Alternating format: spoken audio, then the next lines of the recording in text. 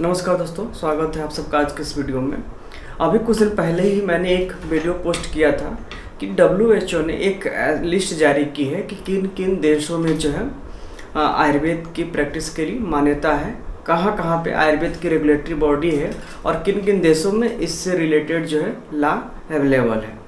WHO ने अभी जो है एक कॉमन जो है नोटिफिकेशन जारी किया था, जिसके अनुसार पूरी दुनिया में लगभग 170 देश है जो कि ट्रेडिशनल मेडिसिन का यूज करते हैं और उनमें भी लगभग 80% से भी ज़्यादा पॉपुलेशन जो है प्राइमरी ट्रीटमेंट के रूप में ट्रेडिशनल मेडिसिन को ही यूज करती है। ऐसे में जो आयुर्वेद है वो इंडिया ओरिजिन का है, तो कैसे पूरे विश्व में आयुर्वेद का एक स्टैंडर्ड बनाया जाए, उसी को लेकर WHO ने एक गाइडलाइन जारी की है, WHO benchmark for the practices of Ayurveda. तो ये गाइडलाइन है क्या और क्यों इम्पोर्टेंट है? क्योंकि धीरे धीरे हम लोग देख रहे हैं कि आयुर्वेद का जो है ग्लोबलाइजेशन बहुत तेज़ी से हो रहा है। दुनिया के हर देश में आयुर्वेद की डिमांड बहुत तेज़ी से बढ़ रही है। अभी कुछ दिन पहले हमने एक न्यूज़ में देखा था कि केन्या के राष्ट्रपति ने अपनी जो है डॉटर का इलाज जो है यहाँ पे किया था, जिसका विजन लॉस था और यहाँ पे काफ़ी इम्प्रूव होके गए।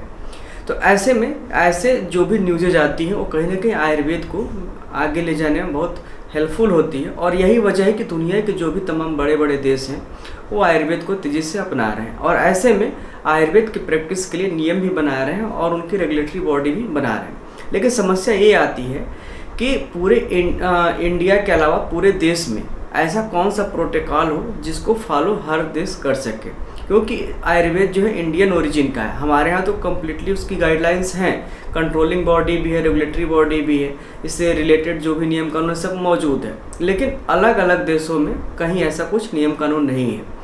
तो कौन से नियम बनाया जाए जिसको कि सभी जितने भी कंट्रीज हैं ऑल ओवर वर्ल्ड उस गाइड के तहत अपने यहाँ रेगुलेटरी बॉडी बना सके, नियम बना सके आयुर्वेद के प्रैक्टिसेज को लेके।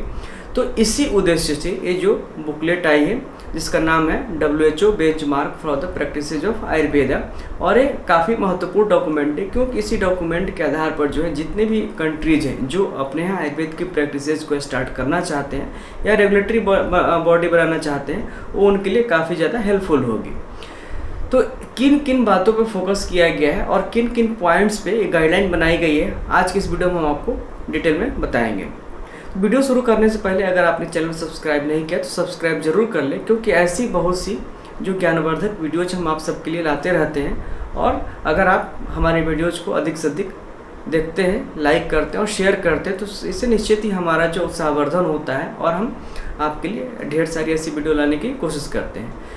तो हमारे चैनल को सब्सक्राइब जरूर कर लें, वीडियो पूरा देखें और उसके बाद कोशिश करें कि इससे अधिक से अधिक शेयर अवश्य करें, जिससे कि जो भी आयुर्वेद से रिलेटेड इन्फॉर्मेशन होती है वो हम आप तक समय से लाएं। तो चलिए शुरू करते हैं आज का वीडियो।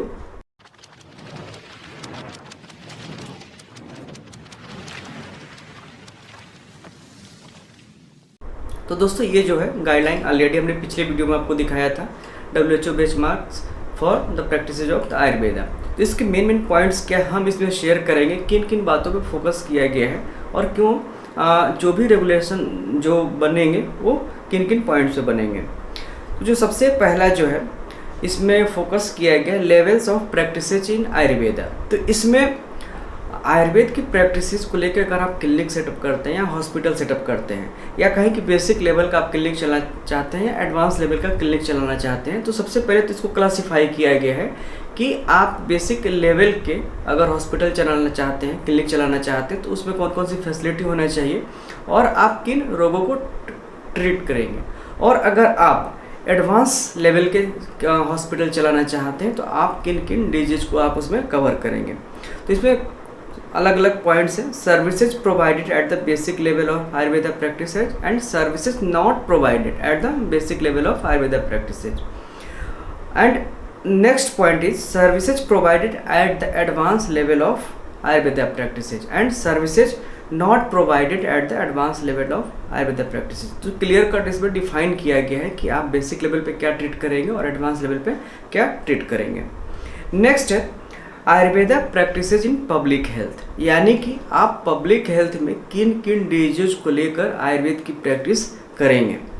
इंटीग्रेटेड आयुर्वेदा प्रैक्टिसेस, यानी कि अगर आपको नीड पड़ती है किसी अन्य पैथी के इंटीग्रेशन की, तो आप किन किन से इंटीग्रेशन लेंगे और उसके लिए क्या रूल होंगे। तो जो पहला है लेवल्स ऑफ प्रैक्टिसेस आयुर्वेदा में, इन 5-6 पॉइंट्स के बारे में डिस्कस किया गया है। जो अगला है आयुर्वेदा हेल्थ सर्विस प्रोवाइडर्स, तो इसमें भी कैटेगराइजेशन है कि कौन सा बेसिक लेवल का प्रैक्टिशनर है और कौन सा एडवांस लेवल का प्रैक्टिशनर है। बेसिक लेवल का प्रैक्टिशनर कौन से रोगों को ट्रीट करेगा और एडवांस लेवल का जो प्रैक्टिशनर है कौन से रोगों को ट्रीट करेगा। तो इस गाइडलाइन में पूरी चीज़ है, आप इस गाइडलाइन को देख सकते हैं। ऑलरेडी हमने इसको टेलीग्राम ग्रुप पे अपने डाल रखा है। जो अगला है इंफ्रास्ट्रक्चर एंड फैसिलिटी, तो आप बेसिक लेवल का क्लिनिक रन करते हैं या एडवांस लेवल का करते हैं, तो आपको इसमें इंफ्रास्ट्रक्चर और कौन कौन सी फैसिलिटीज़ देनी पड़ेगी। तो सबसे पहला रिक्वायरमेंट क्या है, यानी कि अगर आप छोटा सा क्लिनिक रन करते हैं तो जाहिर सी बात है उसके रिक्वायरमेंट्स कम होंगे, उनके इंफ्रास्ट्रक्चर कम होंगे। लेकिन अगर आप एक एडवांस आयुर्वेद का हॉस्पिटल रन करते हैं या रन करना चाहते हैं किसी अदर कंट्रीज़ में, तो उसके लिए रिक्वायरमेंट्स क्या है, उसके लिए इंफ्रास्ट्रक्चर्स क्या है।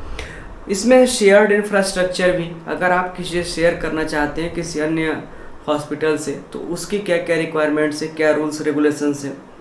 Practices of Ayurveda health intervention, तो इसमें आप कौन कौन से इंटरवेंशंस यूज कर सकते हैं। तो इसमें देखिए फोकस किया गया पंचकर्म पे, क्योंकि पंचकर्म काफ़ी ज़्यादा डिमांडिंग है आजकल।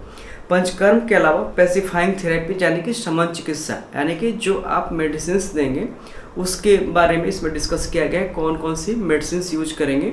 और मेडिसिन में खास बात फोकस जरूर कि ये भी फोकस किया गया है कि मेडिसिन की क्वालिटी कैसे होगी, उसका ओरिजिन कैसा होगा, उसकी एनालिटिकल स्टडी कैसी होगी, क्योंकि अब फॉरेन में हर चीज़ का डिटेल आपको देना पड़ेगा। आप ऐसे नहीं कि कहीं भी किसी भी कंपनी की मेडिसिन ले आए और बगैर किसी एनालिटिकल स्टडी के, उसकी टॉक्सिसिटी के, एफिकेसी के आप वहाँ पर किसी को भी दे सके। तो ये रूल फॉरेन कंट्रीज में बहुत ही सख्त है, आपको हर ड्रग्स की डिटेल स्टडी करनी पड़ेगी। नेक्स्ट है promotion of health and prevention and management of disease, तो यहाँ पे हेल्थ एंड प्रिवेंशन की बात की गई, जिसमें कि आपका जो भी सद्वृत्त है, स्वस्वृत्त, इसको रिलेटेड जो गाइडलाइंस है वो बनाई गई है इसमें। जो नेक्स्ट है health products and medical devices used in Ayurveda practices, तो यहाँ पे आयुर्वेद की ड्रग्स और इक्विपमेंट्स को लेकर भी रेगुलेटरी चीज़ें दी गई हैं, गाइडलाइंस दी गई हैं। आयुर्वेदा मेडिसिन्स एंड फूड, यानी कि किसको आप फूड मानेंगे, किसको आप ड्रग मानेंगे। Quality assurance of Ayurvedic medicine, तो ये बहुत ही इंपॉर्टेंट है। क्वालिटी एश्योरेंस सबसे ज़्यादा इंपॉर्टेंट फैक्टर है अगर आप फॉरेन में प्रैक्टिस करना चाहते हैं। एंड नेक्स्ट है आयुर्वेदा मेडिकल डिवाइसेज, तो आयुर्वेद के जो डिवाइसेज स्पेशली पंचकर्म से रिलेटेड हैं वही स्पेसिफिक हैं, और कुछ आप छाड़ सूत्र में मान सकते हैं कि स्पेसिफिक हैं, तो इनके भी डिटेल इसमें गाइडलाइंस में है। Safety essential knowledge for practitioners, यानी कि कौन कौन सा सेफ्टी इन्फॉर्मेशन आपको पता होना चाहिए, इसके बारे में इसमें डिटेल में दिया गया है। जो अगला है regulatory legal and ethical aspect of Ayurveda practices, इसमें है कि licensing and registration of Ayurveda practitioners, यानी कि कौन सी रेगुलेटरी बॉडी होगी जो आयुर्वेद के प्रैक्टिशनर्स को रजिस्टर करेगी, उनसे रिलेटेड जो लीगल डॉक्यूमेंट्स तैयार करेगी और जो लॉ बनाएगी। तो ये बहुत इंपॉर्टेंट है इसमें। और ये गाइडलाइंस इसलिए भी बनाई गई है कि इस गाइडलाइंस को देखते हुए जो भी कंट्रीज है अगर आयुर्वेद प्रैक्टिस को अलाउ करती है तो इसकी हेल्प से अपने यहाँ के जो भी लीगल डॉक्यूमेंट्स हैं वो तैयार कर सकती है। रिफरल क्रॉस रिफरल इंपॉर्टेंट है, यानी कि अगर कोई ऐसा पेशेंट आप ट्रीट कर रहे हैं और हो सकता है ड्यूरिंग ट्रीटमेंट कुछ ना कुछ साइड इफ़ेक्ट्स आ सकते हैं, एडवर्स रिएक्शंस आते हैं, क्योंकि हर पेशेंट जो है एक दूसरे से डिफरेंट होता है, सबकी हेल्थ कंडीशंस अलग होती हैं। तो ऐसे में आप रिफरल और क्रॉस रिफरल कैसे करेंगे, ऑलरेडी रिफरल और क्रॉस रेफरल पे मेरी वीडियो है, आप उसको मेरे चैनल पे जाकर देख भी सकते हैं। नोटिफिएबल डिजीज, यानी कि बहुत से ऐसे डिजीज हो जिसको आपको गवर्नमेंट को इन्फॉर्म करना पड़ता है। जैसे कि हम लोग के यहाँ भी अगर टीबी के कोई पेशेंट्स आते हैं तो जो नज़दीकी डॉट सेंटर है हमको इन्फॉर्मेशन देनी पड़ती है, और उसके लिए जो पोर्टल है निक्षय पोर्टल, उस पर हमको सूचना देनी होती है। तो ऐसे बहुत से डिजीज होते हैं जो नोटिफिएबल होते हैं, उनको सूचना आपको देनी है। रेगुलेटरी रिक्वायरमेंट्स फॉर रिसर्च, अगर आप आयुर्वेद से रिलेटेड कोई रिसर्च करना चाहते हैं तो उसके क्या क्या रिक्वायरमेंट्स होंगे, इसके बाद जो लास्ट है उसमें हेल्थ डेटा, यानी कि आप हेल्थ डेटा जो भी बनाएंगे वो कैसे बनाएंगे, क्या गाइडलाइंस होंगे डेटा के, उसमें आप कंसेंट क्या क्या क्या रिक्वायरमेंट होगा, और सिक्रेसी प्राइवेसी आप कैसे मेंटेन करेंगे, इसको लेकर भी इसमें गाइडलाइंस में है। और इसमें इस बुकलेट पे कंप्लीट गाइडलाइंस है, आपको इस बुकलेट को ज़रूर पढ़नी चाहिए, लगभग 100 पेज की है। अगर आप इसको पढ़ते हैं तो बहुत सारे कन्फ्यूजन्स आपका लेडीज़ में दूर हो जाएंगे।